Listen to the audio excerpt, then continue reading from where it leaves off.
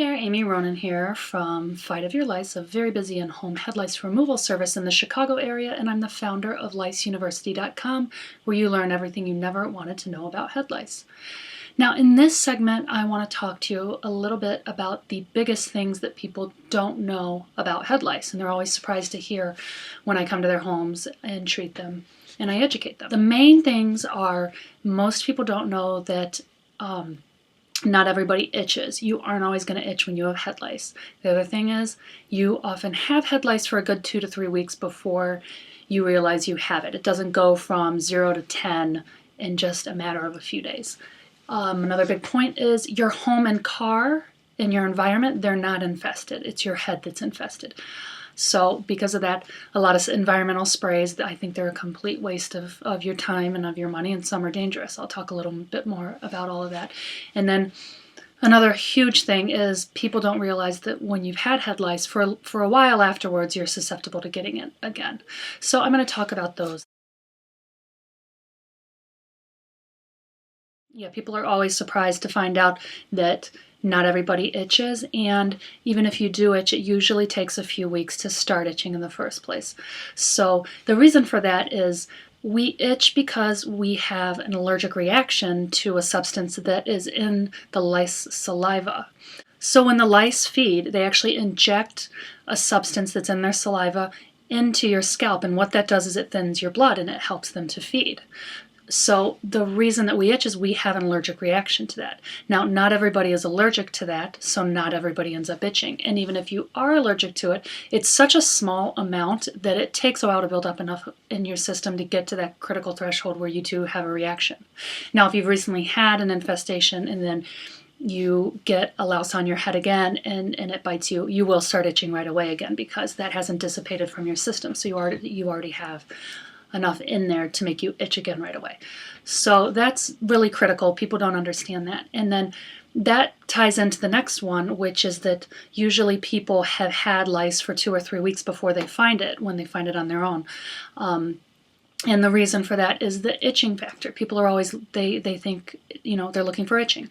They're looking for their children scratching, and that's when they think to check them for head lice. So usually by the time you do start itching and then you check for head lice, you've had it a good 2 to 3 weeks. It can be a month easily that you've already had it. So that's important, that something people really don't realize. A lot of people are convinced that their environment in their home, that they're infested, that they're never going to get rid of lice because they have lice all over their home, and yeah, they're going to get rid of it on the kid, but then it's going to be, they're going to go back into the home or go into the car or go somewhere and they're going to get it again very easily. Now, that's just not the case. That's not the way that it works with head lice. Head lice are host specific. They live on humans. They live on our hair, on our head, directly on the scalp. And they do not live in the environment. A louse may get off of you and then end up in the environment. It's not going to survive for very long if it does. They feed every 4 to 6 hours, which is pretty often, and they only feed on human blood. Now, when they miss 2 feedings in a row, which is about 8 to 12 hours, what happens is their digestive system starts to actually break down. So even if there is one that gets off of your head and it's in the environment and it hasn't eaten for about 12 hours, it's actually in the process of dying. It may still be alive for a day or two, but it's not going to be a threat to you. So it's a really big point to understand, and it leads into the next item, which is that environmental sprays are often a complete waste of time and money, in my opinion, because if you understand how lice survive, and that they're not living in your environment, why would you need to use all these sprays to try to control the situation? The focus should be on removing the lice and the eggs from your children's hair, from your hair, whoever is infested. So that's really important. You don't want to waste a lot of time. And I know a lot of kits come with a spray that you can use in your house, and I hear from people all the time they use it on the mattress and on the pillows.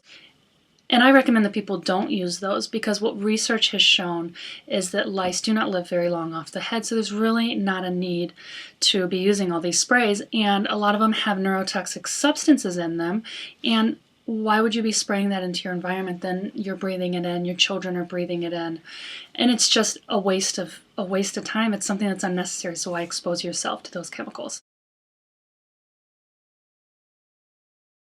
The other thing is, and this freaks a lot of people out, but when you get head lice, you are actually more susceptible to getting it again for a while. What happens, and this ties back into that substance that the lice inject into your scalp when they feed. This substance that they've injected, it thins your blood. What it also does is it acts as a signal to other lice that you're a good host, that you were recently infested, and you provide a good environment for them to live in. And other head lice can sense that. So what happens is kids are going back into the environment where they probably got the lice from, where they might have spread it to if they've had it for 2-3 weeks, a month. So they're going back into that environment. They're having the close contact again, and all that time they have this signal in their head saying, "I'm a good meal." So it's something really to be aware of, that you really need to take extra precautions. It hasn't been shown in studies how long that takes to get out of your system. I always tell people you have to be very careful for at least a month. And what I mean by that is keeping the hair back, combing through the hair, using a spray that can help to disguise that scent that's left behind on your head. I hope that these tips have been helpful to you. I hope they've informed you a little bit about some of the facts when it comes to head lice and some of the biggest things that parents just don't know, and that I want everybody to be able to know about.